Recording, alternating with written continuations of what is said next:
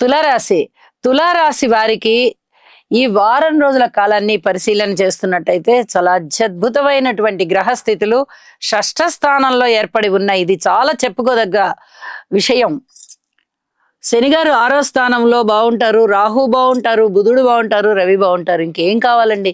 4 గ్రహాలు 6వ స్థానంలో ఉన్నాయి అంటే మీకు అవి అసలు మామూలు విషయం కాదు.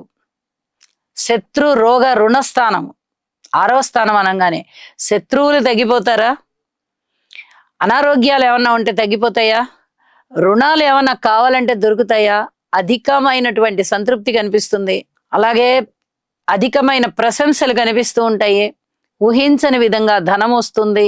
ప్రతి పనిలోనూ విజయం కనిపిస్తుంది. విజయావకాశాలు చాలా ఎక్కువగా ఉంటూ ఉంటాయి.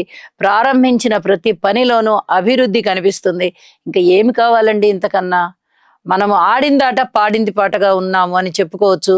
గత కొద్ది కాలంగా షష్ఠ స్థానంలో ఇలాంటి గ్రహస్థితులే ఉంటూ ఉన్నాయి. ఇంత అద్భుతమైనటువంటి గ్రహస్థితులు కొనసాగుతూ ఉన్నప్పుడు ఇక వేరే ఏమీ చెప్పుకోని అవసరం లేదు. అన్నిటికీ కూడా విజయం అనేది చాలా ముఖ్యం. ఏ పని చేస్తున్నా కూడా